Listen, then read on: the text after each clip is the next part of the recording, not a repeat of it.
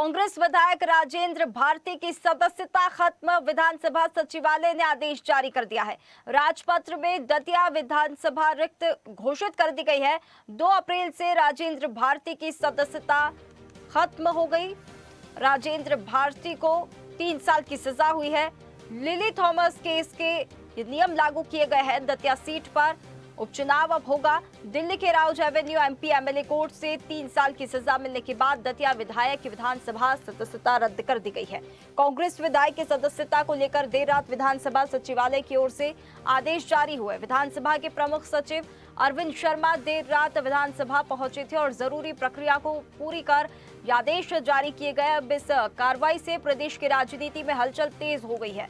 दरअसल 27 साल पुराने बैंक धोखाधड़ी और एफडी में हेराफेरी को लेकर याचिका दायर हुई थी। जिला सहकारी कृषि ग्रामीण विकास बैंक में एफडी की फर्जी तरीके से अवधि बढ़वाने और ऊंची ब्याज दरों के जरिए धोखाधड़ी करने से जुड़ा यह मामला है, जिसमें लंबी सुनवाई के बाद कोर्ट ने कांग्रेस विधायक को दोषी माना। हालांकि 2 अप्रैल यानी कल सजा सुनाए जाने के बाद उन्हें जमानत मिल गई। अपील दायर करने के लिए 30 दिन का समय दिया गया। अब इधर बात करें कांग्रेस की, तो प्रदेश कांग्रेस अध्यक्ष जीतू पटवारी ने ये पूरी कार्रवाई बीजेपी के इशारे पर होने का आरोप लगाया। इसे लोकतांत्रिक व्यवस्था के खिलाफ बताया। बता दें कि राजेंद्र भारती ने 2023 के विधानसभा चुनाव में तत्कालीन गृह मंत्री डॉक्टर नरोत्तम मिश्रा को चुनाव हराया था।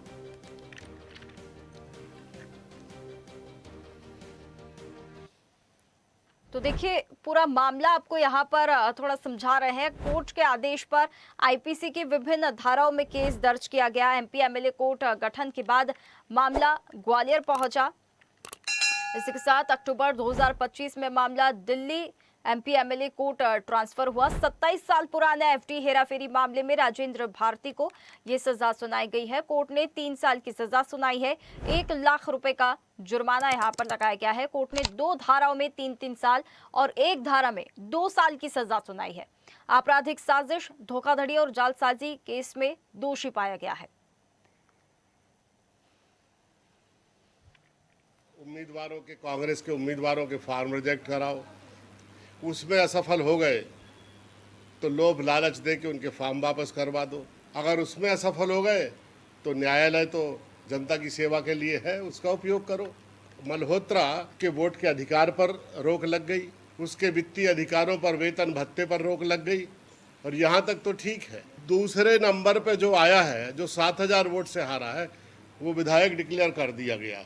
कांग्रेस पार्टी आपराधिक अराजक तत्वों का संगठन बन गया है। चाहे कांग्रेस विधायक मुकेश मल्होत्रा रहे हों या फिर अभी जिस तरह के मामले में राजेंद्र भारती को सजा हुई है, ये स्पष्ट तौर पर प्रमाणित हो गया कि कांग्रेस के नेताओं द्वारा अपराध किया गया, भ्रष्टाचार किया गया और ऐसे में न्यायालय द्वारा न्यायोचित तरीके से सजा दी गई है। कांग्रेस पार्टी को राज्यसभा चुनाव के लिए आत्मावलोकन करना चाहिए। उम्मीदवारों के, कांग्रेस के उम्मीदवारों के फॉर्म रिजेक्ट कराओ, उसमें असफल हो गए तो लोभ लालच दे के उनके फॉर्म वापस करवा दो। अगर उसमें असफल हो गए तो न्यायालय तो जनता की सेवा के लिए है, उसका उपयोग करो। मल्होत्रा के वोट के अधिकार पर रोक लग गई, उसके वित्तीय अधिकारों पर, वेतन भत्ते पर रोक लग गई, और यहाँ तक तो ठीक है। दूसरे नंबर पे जो आया है, जो 7000 वोट से हारा है, वो विधायक डिक्लेयर कर दिया गया। कांग्रेस पार्टी आपराधिक अराजक तत्वों का संगठन बन गया है। चाहे कांग्रेस विधायक मुकेश मल्होत्रा रहे हों या फिर अभी जिस तरह के मामले में राजेंद्र भारती को सजा हुई है, ये स्पष्ट तौर पर प्रमाणित हो गया कि कांग्रेस के नेताओं द्वारा अपराध किया गया, भ्रष्टाचार किया गया और ऐसे में न्यायालय द्वारा न्यायोचित तरीके से सजा दी गई है। कांग्रेस पार्टी को राज्यसभा चुनाव के लिए आत्मावलोकन करना चाहिए। उम्मीदवारों के, कांग्रेस के उम्मीदवारों के फॉर्म रिजेक्ट कराओ, उसमें असफल हो गए तो लोभ लालच दे के उनके फॉर्म वापस करवा दो। अगर उसमें असफल हो गए तो देखिए, कांग्रेस विधायक राजेंद्र भारती की सदस्यता तो खत्म हो गई है। विधानसभा सचिवालय ने यह आदेश जारी कर दिया है। हमारे साथ कुछ मेहमान जुड़ गए हैं। बीजेपी प्रवक्ता योगेश गुप्ता हमारे साथ जुड़ गए हैं। इन्हीं के साथ कांग्रेस विधायक भी हमारे साथ जुड़ गए हैं। अंबिका शर्मा हमारे साथ जुड़ गए हैं। बहुत पहली बात तो स्वागत है आप दोनों का हमारे साथ जुड़ने के लिए। कुछ ही देर में एडवोकेट देवेंद्र सिंह यादव भी हमारे साथ जुड़ेंगे, हाईकोर्ट अधिवक्ता है। ये जो चर्चा है, इसकी शुरुआत सबसे पहले आप ही से करना चाहेंगे अंबिका शर्मा जी, क्योंकि यहाँ पर जो सजा है, सजा मिल गई है, ठीक है, विधायक को जो है सजा मिल गई है, दोष यहाँ पर साबित हो गए हैं। अब उनकी जो विधायकी है उस पर खतरा मंडरा रहा है। राजनीतिक हलचल तो देखने के लिए मिल रही है, लेकिन उस पर खतरा मंडरा रहा है। यहाँ पर सारे दोष सिद्ध हो गए हैं, सजा यहाँ पर मिल चुकी है, कोर्ट ने भी बोल दिया है, आदेश जारी हो गए हैं। इसके बाद अब कांग्रेस क्या आरोप लगा रही है कि दबाव बनाया जा रहा है, किस प्रकार का आरोप, क्या सबूत है आप लोगों के पास? 25 साल पुराना प्रकरण है और 25 साल के बाद इसमें फैसला आता है और फैसला भी उस समय आता है जब राज्यसभा सामने है। ये भारतीय जनता पार्टी जितने भी निम्न स्तर पर भारतीय राज्यसभा की किसी सीट जीतने के लिए जो भी षड्यंत्र कर सकती है वो कर रही है और इसी क्रम में एक इस प्रकार की दुर्भाग्यपूर्ण परिस्थितियां हमारे सामने बन रही हैं। उसका हम लोग डटकर मुकाबला कर रहे हैं। माननीय न्यायालय ने जो फैसला दिया है उसके लिए हमारे पास विकल्प खुले हुए हैं। हम जाएंगे उच्च न्यायालय में जाएंगे, वहां से रिलीफ की पूरी संभावना है।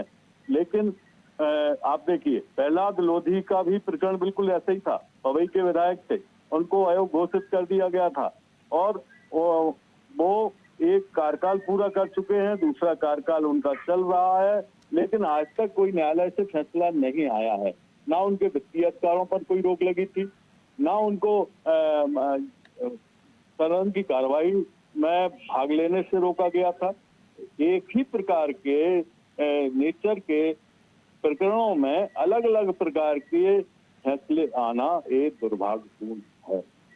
अभी राज्यसभा की तीसरी सीट पर जिस प्रकार से भारतीय जनता पार्टी की एक निगाह है, उसके लिए जोड़ तोड़ षड्यंत्र करके हमारी निर्मला सप्रे जी, हमारे कांग्रेस की विधायक हैं, वोट देंगी भारतीय जनता पार्टी को, क्योंकि अभी तक उनकी सदस्यता पर उन्होंने फैसला नहीं किया है। और ये इतने हिडन एजेंडा है, कितनी गिरावट एक सार्वजनिक जीवन में आएगी, लोकतंत्र कितना कमजोर होगा, मूल्यों का कितना ये लोग हनन करेंगे, वो सब पूरा प्रदेश देख रहा है। ठीक है, योगेश जी से थोड़ा सा इस बात को लेकर जवाब, आप दबाव की बात अब कह रहे हैं, आरोप लगा रहे हैं, योगेश जी से थोड़ा सा इसका जवाब ले लेंगे। योगेश जी देखिए, कांग्रेस विधायक को सजा तो मिल चुकी है, उनकी विधायकी पर जो है खतरा मंडरा रहा है। अब बीजेपी इसे राजनीतिक अपनी जीत बता रही है, क्योंकि कांग्रेस यहाँ पर आरोप तो लगा ही रही है।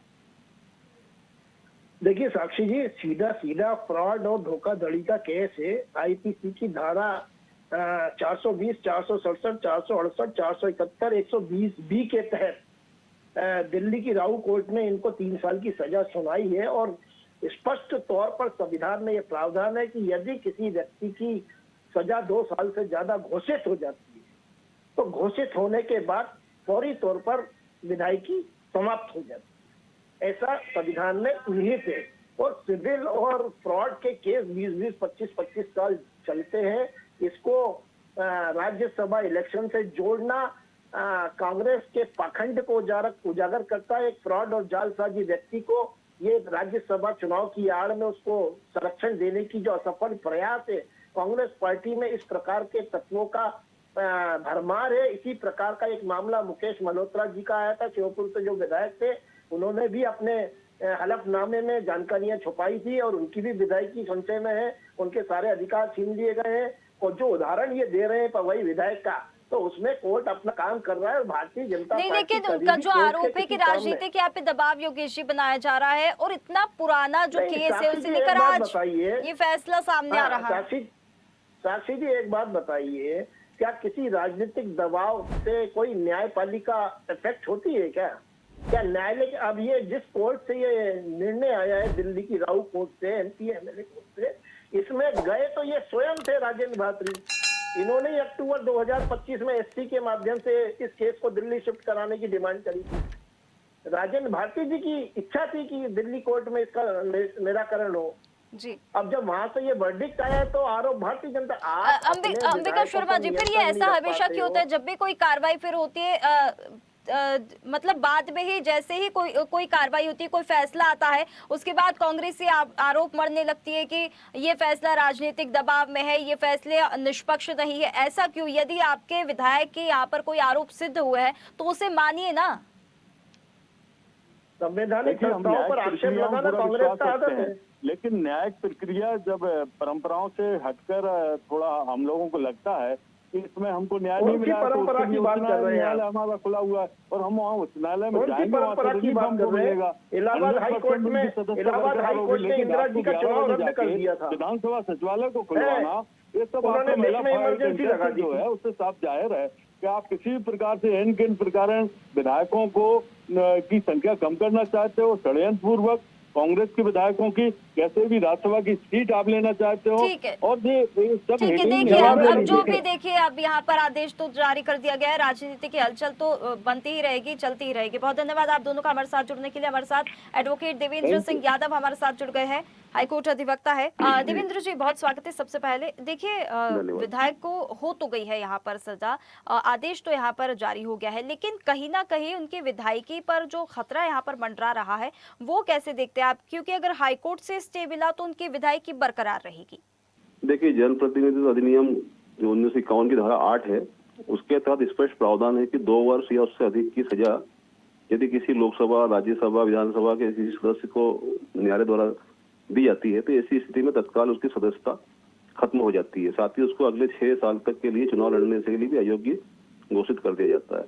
इस संबंध में माननीय सर्वोच्च न्यायालय के आदेश दिनांक 10 जुलाई 2013 का उसमें उल्लेख भी है, जो कि संविधान के अनुच्छेद 191 के तहत जो प्रावधान है उसके तहत उनकी जो सीट है दतिया विधानसभा वो रिक्त कर दी गई है। राजपत्र में इस संबंध में अधिसूचना भी जारी हो चुकी है। अब ऐसी स्थिति में उनको 60 दिन का जो समय दिया है माननीय न्यायालय द्वारा, इस अवधि में यदि वे उच्च न्यायालय दिल्ली में अपनी ओर से सजा के विरुद्ध अपील करेंगे और न्यायालय द्वारा सजा के ऊपर जो भी आदेश दिया जाएगा और साथ में सजा उनकी विधानसभा की सदस्यता को लेकर वो मान्य होगा। जैसे राहुल गांधी जी का आपको मैं याद दिलाना चाहूंगा, अभी 23 मार्च 23 को उनको सूरत से सीजेएम कोर्ट में सजा हुई थी 2 साल की मानहानि केस में। उसमें उन्होंने उच्च न्यायालय में अपील करी थी, जहां उनकी सजा बरकरार रही। बाद में वो तत्काल जब वो गए थे माननीय सर्वोच्च न्यायालय, तब वहां से उनकी सजा को स्थगन दिया गया था, तब जाके उनकी सदस्यता बहाल हो पाई थी। तो ऐसा इस मामले में भी होगा। कानून सबके लिए बराबर है और स्पष्ट प्रावधान है, उसी के अनुरूप न्यायालय अपना काम करती है। बिल्कुल, यहाँ पर भी देवेंद्र जी यही पे जो यहाँ पर पेज है यही फंसा हुआ है जो आपने बताया, राहुल गांधी का जो आपने उदाहरण दिया है, यहाँ पर भी वही देखने के लिए मिल रहा है। और आरोप प्रत्यारोप का दौर तो देखिए शुरू हो गया, राजनीतिक हलचल भी यहाँ पर शुरू हो गई, कांग्रेस भी यहाँ पर आरोप लगा रही है कि दबाव बनाया जा रहा है, बीजेपी भी अपनी तरफ से कुछ ना कुछ डिफेंड यहाँ पर कर ही रही है। दबाव वाली बात तो मैं बिल्कुल कोई भी स्वीकार नहीं कर सकता इस संबंध में, क्योंकि माननीय न्यायालय जो होता है वो अपने आप में एक स्वायत्त संस्था होती है। अपने उस पर किसी प्रकार का कोई राजनीतिक या अन्य किसी चीज का दबाव नहीं होता। वो सारे फैक्ट पर अपना मामले में निर्णय करती हैं। बिल्कुल बिल्कुल देवेंद्र जी बिल्कुल। अब ये राजनीतिक देखिए बयानबाजी तो शुरू हो गई, आरोप प्रत्यारोप का दौर अब शुरू हो गया है। कहाँ तक अब ये चलता है ये देखने वाली बातों की। बहुत धन्यवाद आपका हमारे साथ जुड़ने के लिए।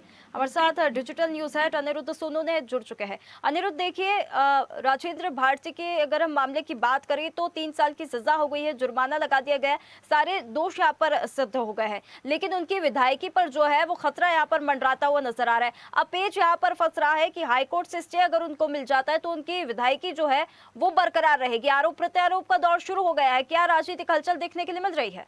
देखिए, जहां तक बात करें तो राजेंद्र भारती को कल जो 3 साल की सजा हुई थी दिल्ली की Rouse Avenue MP MLA court के द्वारा, उसके बाद उनकी विधायकी का समाप्त होना लगभग तय था। कानूनी प्रक्रिया थी, 60 दिन का उन्हें समय दिया गया है कि वो न्यायालय में आगे भी अपील कर सकते हैं, लेकिन विधानसभा सचिवालय ने उनकी जो विधायकी खत्म होने का आदेश जारी कर दिया और दतिया विधानसभा सीट जो मध्य प्रदेश की काफ़ी महत्वपूर्ण सीट है उसे रिक्त कर दिया। यानी अब दतिया विधानसभा सीट पर चुनाव होना तय है। हालांकि राजेंद्र भारती के पास 60 दिन का समय है कि जो बैंक फ्रॉड मामले में उन्हें अदालत ने जो MP MLA court Rouse Avenue ने सजा दी है उसके लेकर वो 60 दिन में अपील भी कर सकते हैं, ऊपर के कोर्ट भी जा सकते हैं, न्याय व्यवस्था से जुड़े अच्छे से अच्छे वकीलों को तैनात कर सकते हैं। और जहां तक बात करें तो राजेंद्र भारती 2023 में उस वक्त सुर्खियों में आए थे जब उन्होंने भारतीय जनता पार्टी के कद्दावर नेता और उस वक्त 2023 में गृह मंत्री नरोत्तम मिश्रा को हराया था।